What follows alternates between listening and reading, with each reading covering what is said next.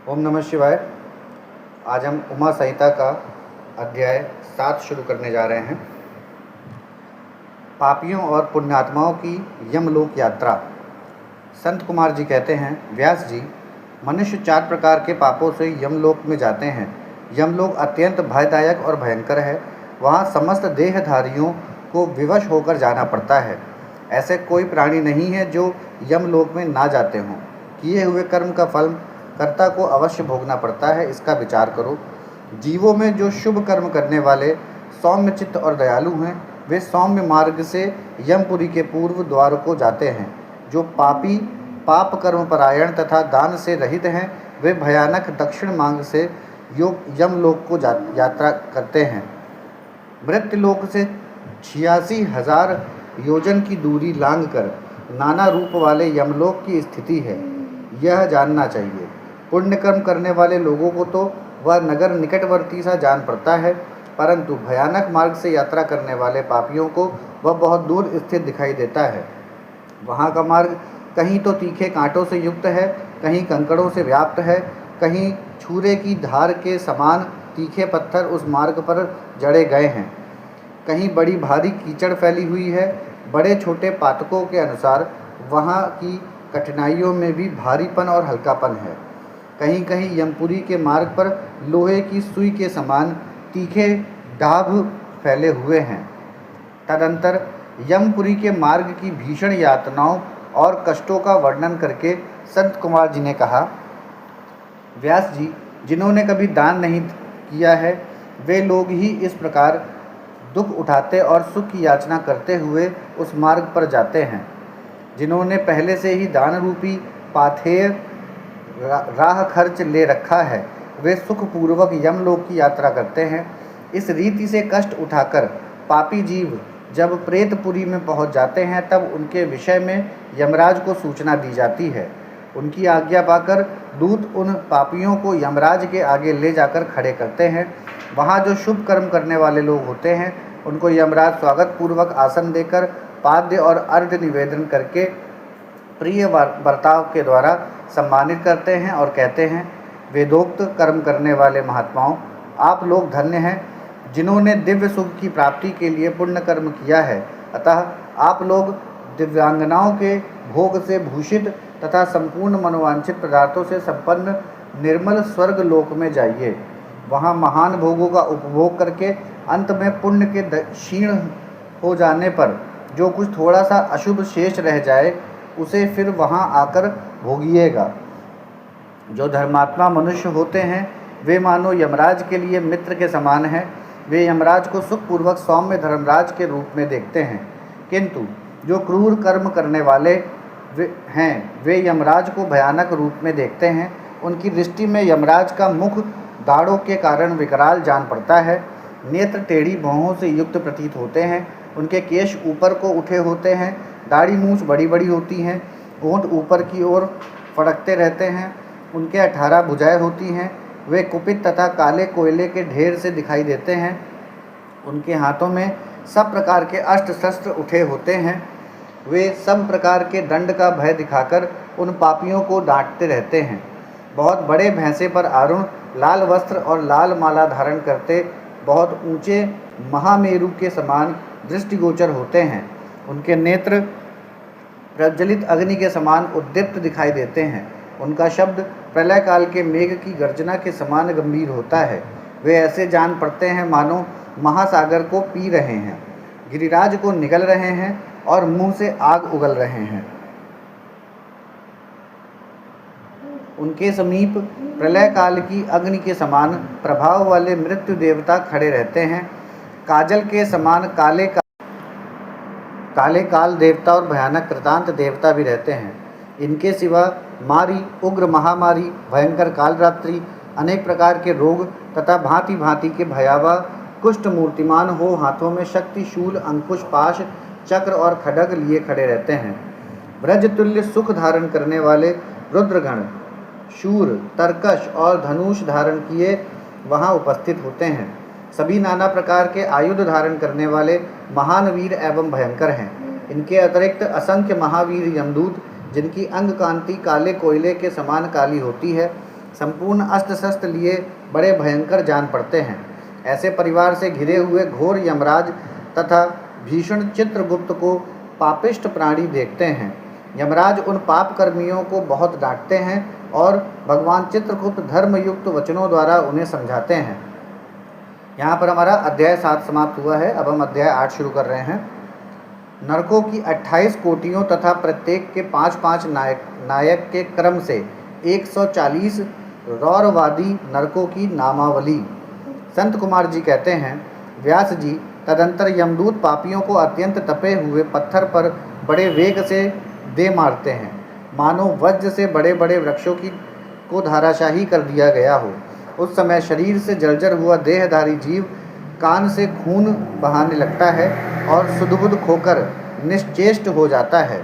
तब वायु का स्पर्श कराकर वे यमदूत फिर उसे जीवित कर देते हैं और उसके पापों की शुद्धि के लिए उसे नरक समुद्र में डाल देते हैं। पृथ्वी के नीचे नरक की 7 कोटियाँ हैं, जो 7वें तल के अंत में घोर अंधकार के भीतर स्थित है। उन सबकी 28 कोटियाँ हैं। पहली कोटि घोरा कही गई है, दूसरी सुघोरा है जो उसके नीचे स्थित है, तीसरी अति घोरा, चौथी महाघोरा, 5वीं घोर रूपा, 6ठी तलातला, 7वीं भयानका, 8वीं कालरात्रि, 9वीं भयोक्कटा, उसके नीचे 10वीं चंडा, उसके भी नीचे महाचंडा, फिर चंड कोलाहला तथा उससे भिन्न प्रचंडा है, जो चंडों की नायिका कही गई हैं। उसके बाद पाद्या, पाद्यावती, भीता और भीमा है, जो भीषण नरकों की नायिका मानी गई हैं। 18वीं कराला, 19वीं विकराला और 20वीं नरक कोटि वज्रा कही गई है। तदंतर त्रिकोणा, पंचकोणा, सुधीर्धा, अखिला तिरिंदा, समा भीमबला, भीमा तथा 28वीं दीप्ति प्राया है। इस प्रकार मैंने तुमसे भयानक नरक कोटियों के नाम बताए हैं। इनकी संख्या 28 ही है। ये पापियों को यातना देने वाली हैं। उन कोटियों के क्रमशः 5-5 नायक जानने चाहिए। अब उन सब कोटियों के नाम बताए जाते हैं, सुनो। उनमें प्रथम रौरव नरक है, जहाँ पहुंचकर देहधारी जीव रोने लगते हैं। महारौरव की पीड़ा से तो महान पुरुष भी रो देते हैं।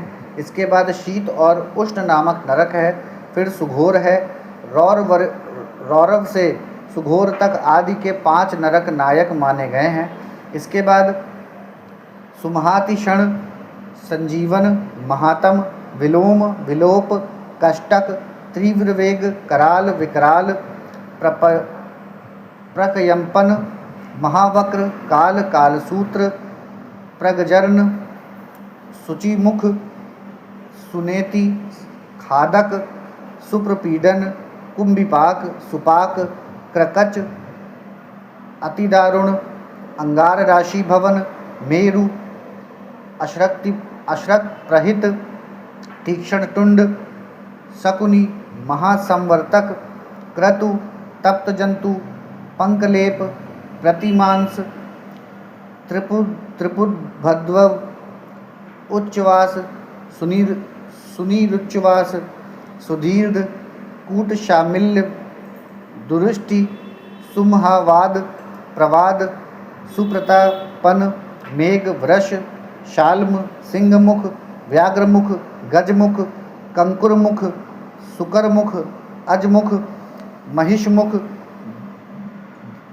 धूकमुख, कोकमुख, व्रकमुख, ग्राह, कुंभिनस, नक्र, सर्प, कुर्म, काक, गृध्र, उलूक, हलौक, श्राद्रुल, क्रथ, कर्कट, मंडुक, पूतिमुख, रुद्राक्ष, पूतिमुट्टिक, कर्णधूम्र, अग्नि, क्रमि, गंधिवपु, अग्निध्र, अप्रतिष्ठ, रुधिराभ, शवभोजन, लालाभक्ष, अंतर्भक्ष, सर्वभक्ष, सुदारुण, कंटक, सुविशाल, विकट, कटपूतन, अम्बरीश, कटाह, कष्टदायिनी, वैतरणी नदी, सुतप्त, लोहशयन, एकपाद, प्रपूरण,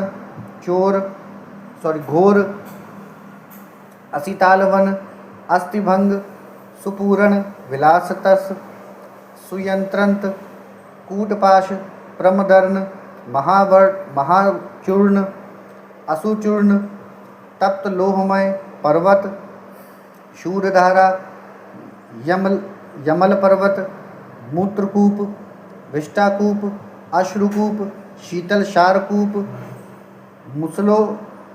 मुसलोलुलखल, यंत्रशिला, सकट, लालंग, तालपत्रवन, असिपत्रवन, महाशकट मंडप, सम्मोह, अस्थिभंग, तप्त, चंचल, अयोगुड, बहुदुख, महाक्लेश, कश्मल, शमल, मलात, हलाहल, विरूप, स्वरूप, यमानुग, एकपाद, त्रिपाद, तीव्र, अविचर और तम। इस प्रकार ये 28 नरक और क्रमशः उनके 5-5 नायक कहे गए हैं। 28 कोटियों के क्रमशः रौरव आदि 5-5 ही नायक बताए जाते हैं। उपयुक्त 28 कोटियों को छोड़कर लगभग 100 नरक माने जाते हैं और महानरक मंडल 140 नरकों का बताया गया है। यहाँ पर हमारा अध्याय 8 समाप्त होता है। अब हम अध्याय 9 और 10 शुरू करने जा रहे हैं।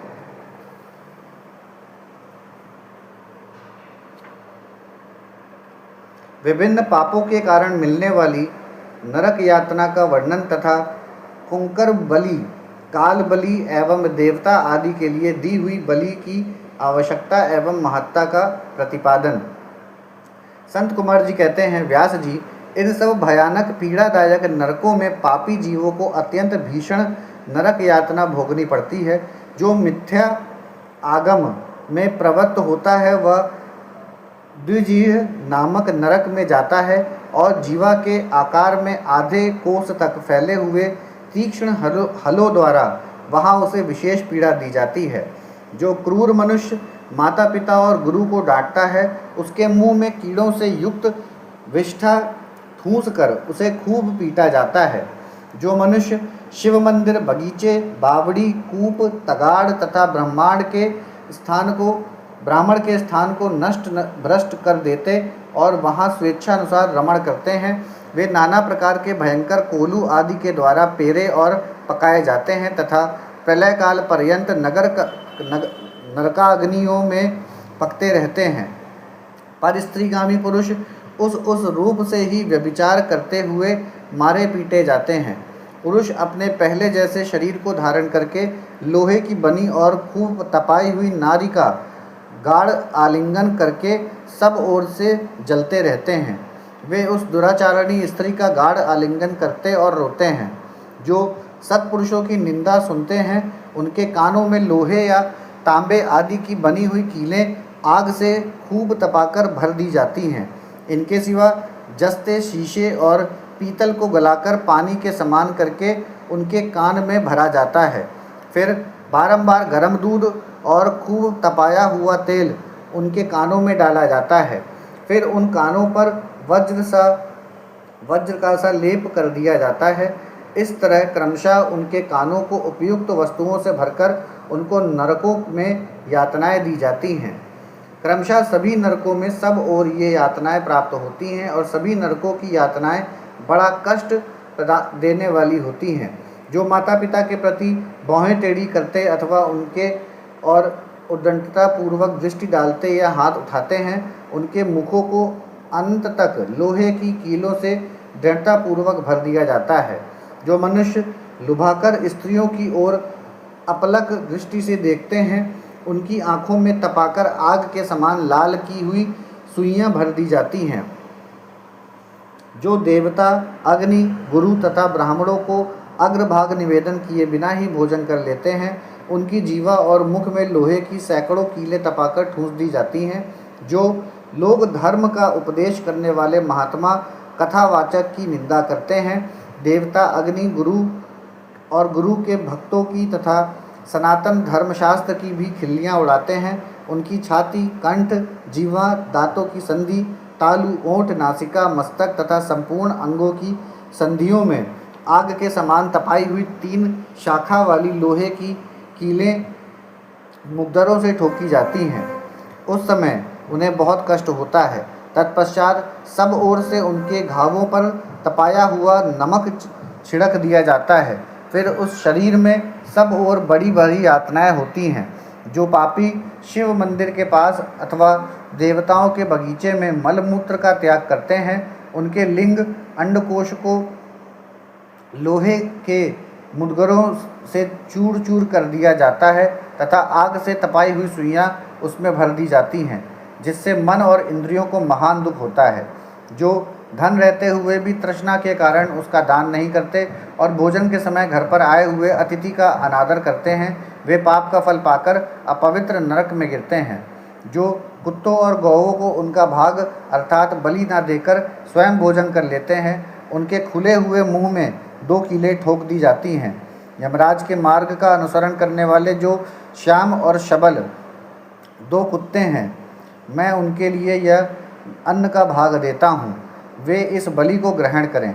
पश्चिम, वायव्य, दक्षिण और नैऋत्य दिशा में रहने वाले जो पुण्यकर्मा कौए हैं, वे मेरी इस दी हुई बलि को ग्रहण करें। इस अभिप्रथा के 2 मंत्रों से क्रमशः कुत्ते और कौओं को बलि देनी चाहिए। जो लोग यत्नपूर्वक भगवान शंकर की पूजा करके विधिवत अग्नि में आहुति दे शिव संबंधी मंत्रों द्वारा बलि समर्पित करते हैं, वे यमराज को नहीं देखते और स्वर्ग में जाते हैं। इसीलिए प्रतिदिन बलि देनी चाहिए। इस एक चौकोर मंडप बनाकर उसे गंध आदि से अधिवासित करें। फिर ईशान कोण में धन्वंतरि के लिए और पूर्व दिशा में इंद्र के लिए बलि दें। दक्षिण दिशा में यम के लिए, पश्चिम दिशा में सुदशोम के लिए और दक्षिण दिशा में पितरों के लिए बलि देकर पुनः पूर्व दिशा में अर्यमा को अन्न का भाग अर्पित करें। द्वार देश में धाता और विधाता के लिए बलि निवेदन करें। तदंतर कुत्तों के स्वामी और पक्षियों के लिए भूतल पर अन्न डाल दें। देवता, पितर, मनुष्य, प्रेत, भूत, गुहाक, पक्षी, कृमि और कीट, ये सभी गृहस्थ से अपनी जीविका चलाते हैं।